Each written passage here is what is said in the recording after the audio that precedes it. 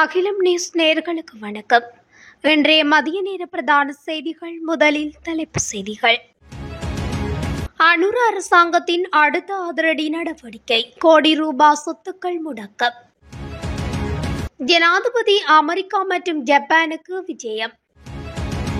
இணைய வழியிலான தகாத தொழில் குறித்து போலீசார் எச்சரிக்கை. கட்டுத்துப்பாக்கி வெடித்ததில் 3 பிள்ளைகளின் தந்தை உயிரிழப்பு. மாகாண சபை தேர்தல் குறித்து அரசின் அறிவிப்பு. 11 வயது சிறுவன் நீரில் மூழ்கி உயிரிழப்பு. குறைந்த வருமானம் பெறும் குடும்ப மாணவர்களுக்கு மகிழ்ச்சி தகவல். திருக்கோவில் விபத்தில் இளம் யுவதி உயிரிழப்பு. இருவேறு பகுதிகளில் புதையல் அகழ்வில் ஈடுபட்ட 8 பேர் கைது. தொடர்பென விரிவான செய்திகள். இந்த ஆண்டில் இதுவரையில் சுமார் 500 கோடி ரூபாய் பெறுமதியான சொத்துக்கள் தற்காலிக அடிப்படையில் முடக்கப்பட்டுள்ளதாக அரசாங்கம் தெரிவிக்கின்றது. திட்டமிட்ட குற்ற செயல்களுடன் தொடர்புடைய பாதாள உலக குழு உறுப்பினர்களது சந்தேகிக்கப்படும் சொத்துக்களே அதிக அளவில் இவ்வாறு முடக்கப்பட்டுள்ளதாக தெரிவிக்கப்படுகிறது. பொது பாதுகாப்பு அமைச்சர் ஆனந்த விஜயபால இந்த தகவல்களை வெளியிட்டுள்ளார். இவ்வாறு முடக்கப்பட்ட சொத்துக்களில் சில அரசியல்வாதிகளின் சொத்துக்களும் உள்ளடங்குவதாக அவர் தெரிவித்துள்ளார்.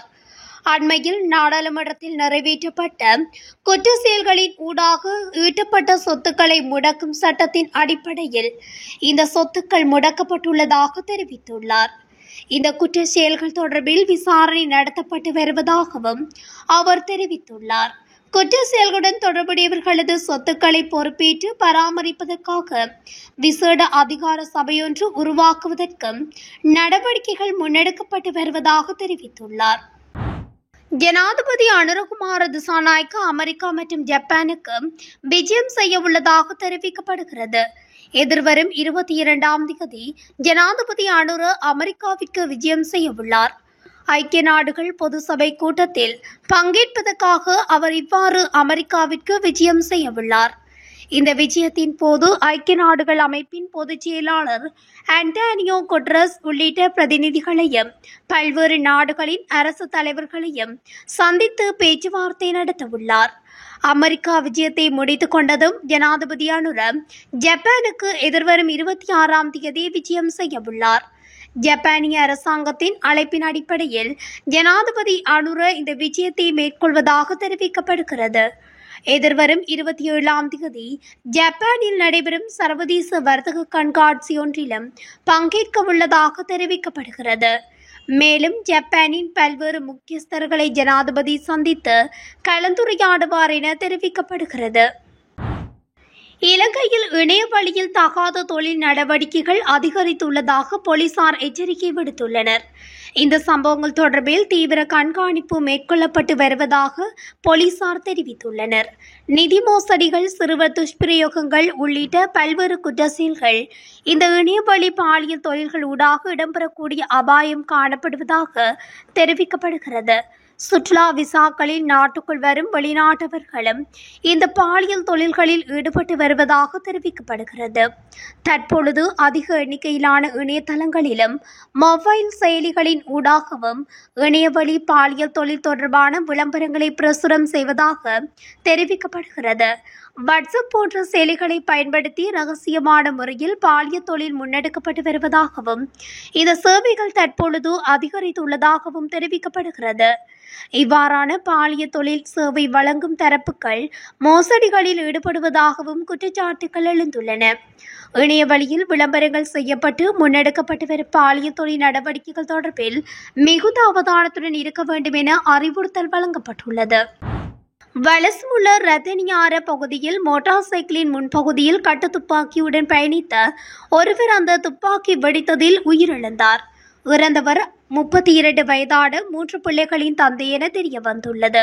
கட்டுத்துப்பாக்கியுடன் சட்டவிரோத மதுபானம் தயாரிக்க பயன்படுத்தப்படும் பீப்பாயையும் அவர் தனது மோட்டார் சைக்கிளில் எடுத்து சென்றதாக முதற்கட்ட விசாரணையில் தெரிய வந்துள்ளது. சம்பவம் குறித்து வலசமுள்ள போலீசார் மேலதிக விசாரணைகளை முன்னெடுத்துள்ளனர். மாகாண சபை தேர்தல் குறித்து நாடாளுமன்றத்தில் அங்கம் வகிக்கும் அனைத்து அரசியல் கட்சிகளுடன் எதிர்வரும் மாதத்தில் ஆரம்பகட்ட பேச்சுவார்த்தையில் ஈடுபட உள்ளதாக அரசாங்கம் அறிவித்துள்ளதாக தகவல் வெளியாகியுள்ளது. அதன்படி சகல தரப்பினரும் ஒருமித்த நிலைப்பாட்டுக்கு வந்தால் மாகாண சபை தேர்தலை விரைவாக நடத்த முடியும் என மாகாண சபைகள், உள்ளூராட்சி மன்றங்கள் மற்றும் பொது நிர்வாக அமைச்சர் சந்தன அபிரத்ன தெரிவித்துள்ளார். மாகாண சபை தேர்தல் குறித்து ஊடகம் ஒன்று வினவிய போது அவர் இவ்வாறு குறிப்பிட்டுள்ளார். அவர் மேலும் தெரிவிக்கையில், மாகாண சபைகள் மக்கள் பிரதிநிதிகள் இல்லாமல் அரசு அதிகாரிகளால் நிர்வகிக்கப்படுவது ஜனநாயகத்துக்கு பொருத்தமற்றது. ஆகவே மாகாண சபை தேர்தலை விரைவாக நடத்த வேண்டுமென்ற நிலைப்பாட்டில் அரசாங்கம் உறுதியாக உள்ளது. எனினும் மாகாண சபை தேர்தலை பழைய தேர்தல் முறையில் நடத்துவதா அல்லது புதிய முறையில் நடத்துவதா என்பதே தற்போதுள்ள பிரச்சினை.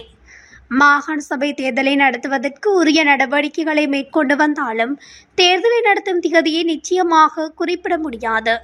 மாகாண சபை தேர்தல் முறைமையில் காணப்படும் சட்ட சிக்கலுக்கு தீர்வு காணப்பட்டதன் பின்னர் தாமதமில்லாமல் மாகாண சபை தேர்தலை நிச்சயம் நடத்த முடியும் என அவர் மேலும் தெரிவித்துள்ளார். நீர்த்தேக்கத்தில் நீராடச் சென்ற சிறுவன் ஒருவர் நீரில் மூழ்கி உயிரிழந்துள்ளதாக காவல்துறையினர் தெரிவித்துள்ளனர். இந்த துயர சம்பவம் கலேவல பகுதியில் உள்ள தேவகீவ பகுதியில் இடம்பெற்றுள்ளது. உயிரிழந்தவர் தேவகீவ கலேவல பகுதியைச் சேர்ந்த 11 வயது சிறுவன் என தெரிய வந்துள்ளது. இறந்த சிறுவன் தனது தந்தை மற்றும் உறவினர்களுடன் நீர்த்தேக்கத்தில் நீராட சென்ற போது இவ்வாறு நீரில் மூழ்கி காணாமல் போயுள்ளார். பின்னர் உறவினர்கள் மற்றும் அப்பகுதி மக்கள் இணைந்து நீரில் மூழ்கிய சிறுவனை மீட்டு கலேவல வைத்தியசாலையில் அனுமதித்துள்ள போதும் அவர் உயிரிழந்ததாக ஆரம்பகட்ட விசாரணையில் தெரிய வந்துள்ளது. சம்பவம் தொடர்பிலான மேலதிக விசாரணைகளை காவல்துறையினர் மேற்கொண்டு வருகின்றனர். பொருளாதார ரீதியாக பின்தங்கிய குடும்பங்களைச் சேர்ந்த பாடசாலை மாணவர்களுக்கு ஜனாதிபதி நிதியத்தின் மூலம் புலமை பரிசில்கள் வழங்கும் நிகழ்ச்சி திட்டம் ஆரம்பமாகியுள்ளது. குறித்த நிகழ்வானது கண்டி மாவட்ட செயலகத்தில் சபாநாயகர் ஜெகத் விக்ரமரத்ன தலைமையில் நடைபெற்றது. மகையாவ பூர்ணவத்த மேற்கு கிராம சேவகர் பிரிவைச் சேர்ந்த மக்களின் வாழ்க்கை தரத்தை மேம்படுத்தும் நோக்கில் 2025 மே 31 ஜனாதிபதி நிதியத்தின் அதிகாரிகளினால் மேற்கொள்ளப்பட்ட கள ஆய்வின் போது அபிவிருத்தி திட்டங்களை செயல்படுத்துவது பொருத்தமானது என்பது கண்டறியப்பட்டது. அதன் ஒரு கட்டமாக பாடசாலை மாணவர்களுக்கு புலமை பரிசில்கள் வழங்கும் நிகழ்ச்சி திட்டம் செயல்படுத்தப்பட்டது. அதன் முதல் கட்டமாக 28 மாணவர்களுக்கு புலமை பரிசில்கள் வழங்கப்பட்டன. சுகாதார மற்றும் வெகுஜன ஊடக பிரதி அமைச்சர் கேங்சுக்கு விஜயமுனி, நாடாளுமன்ற உறுப்பினர் தானூர திசாநாயக்கம், மத்திய மாகாண பிரதம செயலாளர் MA பிரேமசிங்கம், கண்டி மாவட்ட செயலாளர் இந்திக்க உடவத்த மற்றும் பிரதேச செயலாளர்கள் மற்றும் ஏனைய அதிகாரிகள் இந்த நிகழ்வில் கலந்து கொண்டனர். இதேவேளை 2026 ஆண்டில் நடைபெறும் பரீட்சைகள் தொடர்பான கால அட்டவணையை கல்வி அமைச்சு வெளியிட்டுள்ளது. அம்பாறை திருக்கோவில் போலீஸ் பிரிவுக்குட்பட்ட தம்பிலுவில் சவட்காலைக்கு அருகாமையில் வாகன விபத்தில் யுவதியொருவர் உயிரிழந்துள்ளார். தம்பிலுவில் மயானத்துக்கு அருகாமையில் நேற்று இரவு இந்த விபத்து சம்பவம் இடம்பெற்றுள்ளது. திருக்கோவில் போலீஸ் பிரிவுக்குட்பட்ட அக்கரைப்பற்று பொத்துவில் தம்பிலுவில் பகுதியில் வீதியில் அக்கரைப்பற்று திசையிலிருந்து பொத்துவில் திசை நோக்கி பயணித்த கார் ஒன்று எதிர் திசையில் வந்த மோட்டார் சைக்கிளுடன் மோதி விபத்து ஏற்பட்டுள்ளது. விபத்துக்கு பிறகு காரை ஓட்டி சென்ற சாரதி காரை நிறுத்தாமல் ஓட்டிச் சென்று திருக்கோவில் தம்பிலுவில் பகுதியில் காரை கைவிட்டுவிட்டு தப்பிச் சென்றுள்ளார். விபத்தில் மோட்டார் சைக்கிள் செலுத்துனர் மற்றும் பின்னால் அமர்ந்து சென்ற பெண்ணும் பலத்த காயமடைந்து திருக்கோவில் வைத்தியசாலையில் அனுமதிக்கப்பட்ட பின்னர் பெண் உயிரிழந்தார். இறந்தவர் அக்கரைப்பற்று பகுதியைச் சேர்ந்த 24 வயதானவர் என தெரிவிக்கப்படுகிறது.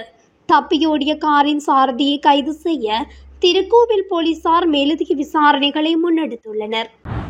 கலேவல மற்றும் பண்டாரத்துவ பகுதிகளில் புதையல் தோண்டும் நோக்கத்தில் அகழ்வு நடவடிக்கையில் ஈடுபட்ட குழுவினரை போலீசார் கைது செய்துள்ளனர். கலேவல போலீஸ் பிரிவுக்குட்பட்ட மாதிப்புல பகுதியில் நேற்று மாலை முன்னெடுக்கப்பட்ட சோதனையில் அகழ்வு நடவடிக்கையில் ஈடுபட்ட 7 சந்தேக நபர்கள் கைது செய்யப்பட்டுள்ளனர். அகழ்வுக்காக சந்தேக நபர்கள் பயன்படுத்திய பல உபகரணங்கள் மற்றும் பூஜை பொருட்களும் கைப்பற்றப்பட்டுள்ளன. கைதானவர்கள் மாதிப்புல வெளிக்கந்த மெல்லுவான தம்மின்ன தெஹித்து கண்டிய பிரதேசங்களைச் சேர்ந்த 28 தொடக்கம் 58 வயதுக்குட்பட்டவர்கள் என போலீசார் தெரிவித்துள்ளனர். அதேபோல் வடாரத்துவ போலீஸ் பிரிவுக்குட்பட்ட நவகிரியாய பகுதியில் மேற்கொள்ளப்பட்ட சோதனையில் புதையல் தோண்டும் நோக்கில் அகழ்வு நடவடிக்கையில் ஈடுபட்ட சந்தேக நபர் ஒருவர் கைது செய்யப்பட்டுள்ளார். அகழ்வுக்காக பயன்படுத்தப்பட்ட உபகரணங்கள் மற்றும் பூஜை பொருட்களும் கைப்பற்றப்பட்டுள்ளன.